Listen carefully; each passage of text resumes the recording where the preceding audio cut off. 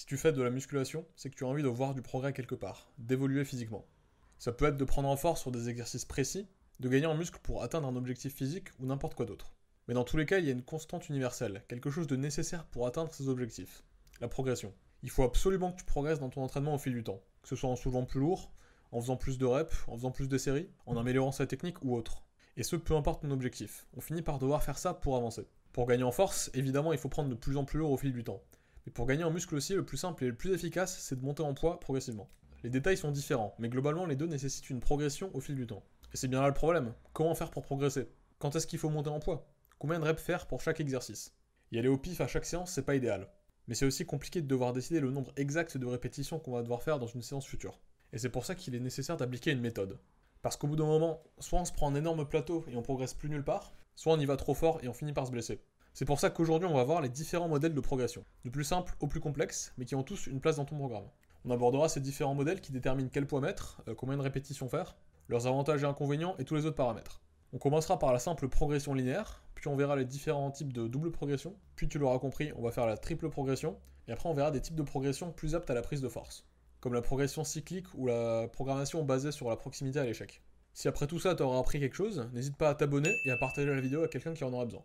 Commençons donc par la progression linéaire ou progression simple.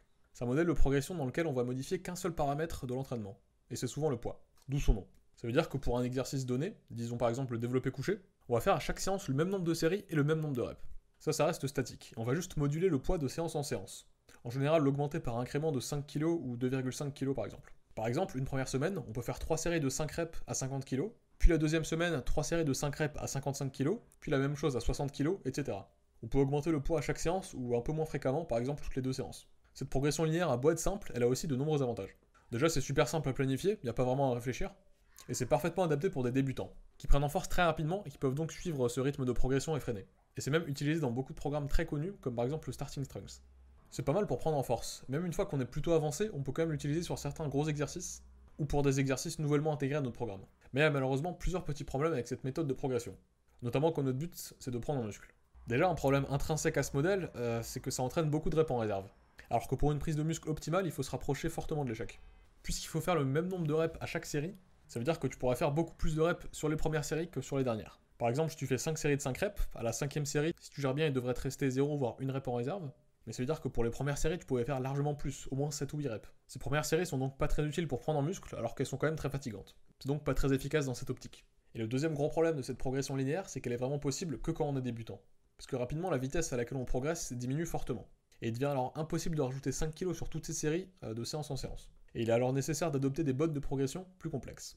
Et c'est là qu'intervient la double progression, qui est l'étape au-dessus de la simple progression linéaire. Comme son nom l'indique, cette fois-ci on va jouer sur 2 paramètres différents. Comme avant, le poids, mais aussi le nombre de reps.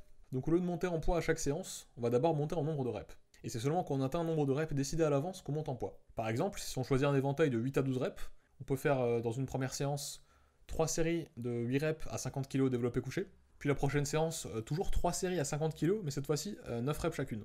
Puis 10, 11, et quand on atteint le maximum qu'on a décidé à l'avance, donc ici 12, on passe au poids supérieur. Comme avantage, c'est plutôt simple à gérer, et ça permet de mieux se rapprocher de l'échec, puisqu'on augmente le nombre de reps avant le poids. Mais il y a toujours ce problème des premières séries qui sont trop faciles par rapport aux dernières. Et donc on garde trop de reps en réserve. Ça permet aussi de plus ralentir la progression, ce qui évite les futurs plateaux, permet de soutirer le maximum de résultats du même poids. Mais on peut faire encore mieux. Au lieu de cette double progression qu'on appelle une double progression statique, on peut faire une double progression dynamique. Où le gros changement, c'est qu'on fait un nombre de reps différent à chaque série. Ce qui permet de toujours garder une intensité idéale, donc proche de l'échec. Si on reprend l'exemple des 3 séries de développé couché à 50 kg, ça peut donner ça. Pour la première séance, à la première série, on arrive à faire 10 reps. Mais seulement 9 à la deuxième et 8 à la troisième. C'est pas grave, ça reste dans l'éventail qu'on s'était donné de 8 à 12 reps. Et à la prochaine séance, on va sûrement pouvoir en faire un petit peu plus, comme 11 à la première, 9 à la deuxième et 9 à la troisième. Ensuite, on va faire la même chose que pour la version statique, donc on monte en rep à chaque séance, on en fait de plus en plus, jusqu'à atteindre le maximum qu'on s'était fixé, et là on monte de poids. Et là, il y a plusieurs manières de faire. Tu peux soit attendre d'atteindre vraiment le maximum sur toutes les séries, donc ici faire 12, 12 et 12 reps, mais du coup, une fois de plus, les premières séries sont pas au maximum. Donc tu peux te laisser une certaine marge aussi. Par exemple, tu peux dire que s'il manque au total 2 reps par rapport au maximum possible, ça passe aussi. Donc dans ce cas-là, tu passeras au poids supérieur dès que tu arrives à faire 12, 11, 11 ou par exemple 12, 12, 10. Ce qui marche si tu veux monter en poids plus rapidement.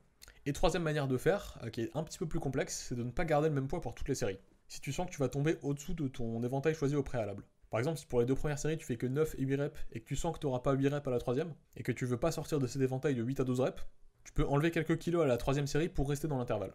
Par exemple, ça ferait première série à 50 kg pour 9 reps, deuxième série à 50 kg toujours pour 8 reps, et troisième série à 45 kg pour 8 ou 9 reps. Si tu suis la chaîne depuis un certain temps, ça te semblera sûrement familier, parce que c'est le système que j'utilise dans la plupart de mes vidéos et dans mon entraînement personnel. Je l'ai déjà par exemple un petit peu expliqué dans ma vidéo de présentation du programme Upper Lower, et je pense honnêtement que pour la prise de muscle c'est largement suffisant, et que tu peux garder ce mode de progression à l'infini. Au fil du temps, tu rajouteras des reps de moins en moins fréquemment, mais c'est pas grave, ça permet quand même d'aller au maximum proche de l'échec à chaque série, et c'est ça qui importe pour la prise de muscle. C'est donc un gros avantage de cette double progression dynamique, ça permet de garder constamment une proximité élevée à l'échec, ce qui est ce qu'on cherche principalement pour l'hypertrophie.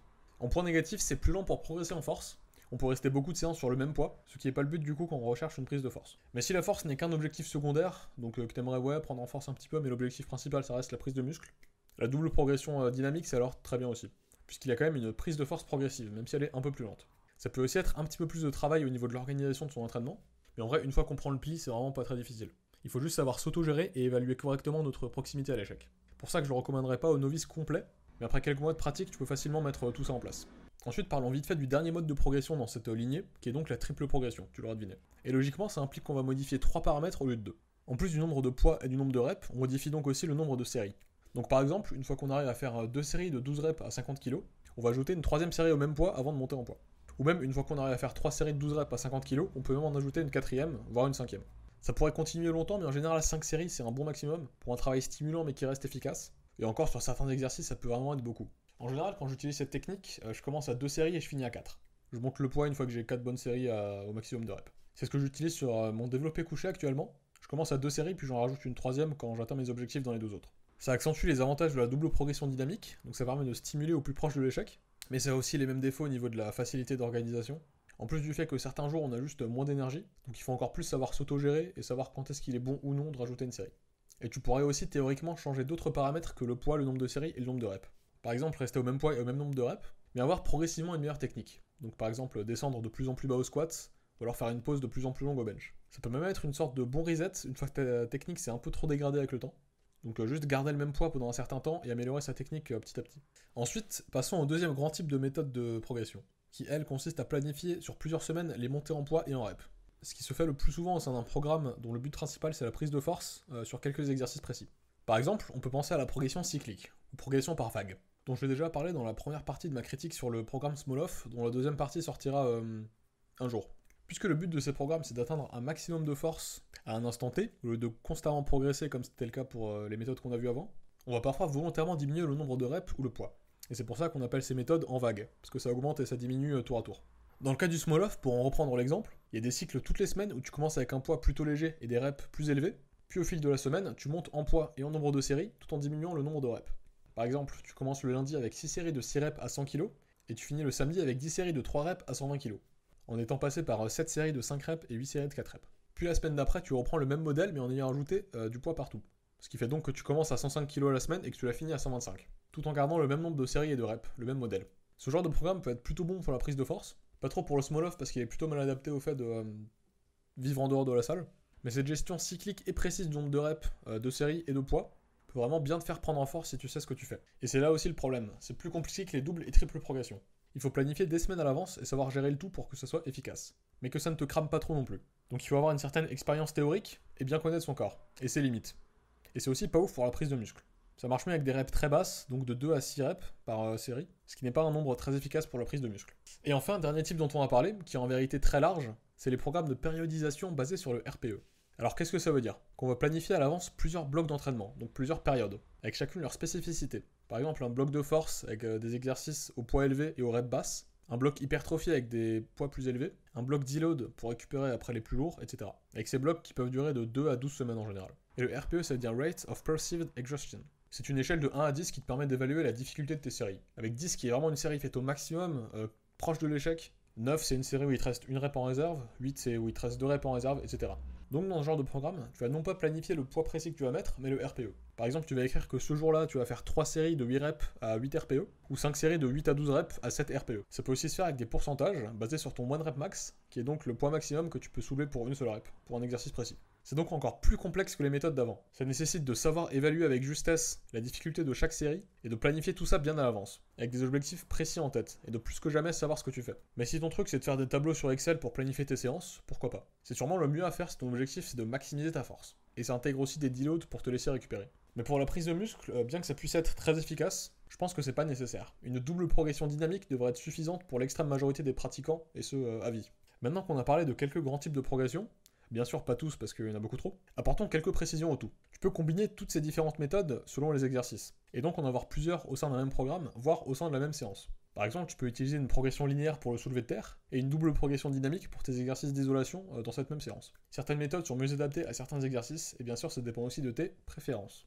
Mais du coup, ça veut aussi dire qu'on n'est jamais trop avancé pour une méthode, elles deviennent jamais obsolètes. Certes, la progression linéaire par exemple devient moins efficace pour structurer tout un programme une fois qu'on est plus avancé, mais on peut toujours en trouver une utilité, même après plusieurs années d'entraînement. Que ce soit réservé à certains exercices, ou au sein d'une petite période de prise de force, ou n'importe quoi d'autre. J'espère que cette présentation des moyens de progresser t'aura été utile. Ça devrait te permettre de prendre en muscle et en force à l'infini. Si ça t'a plu, n'hésite pas à t'abonner, à mettre un like, à partager, ça c'est très important, et à aller voir les autres vidéos de la chaîne, comme celle sur la méthode pour se construire le physique de ses rêves. Merci d'avoir regardé, c'était Soub, et à la prochaine.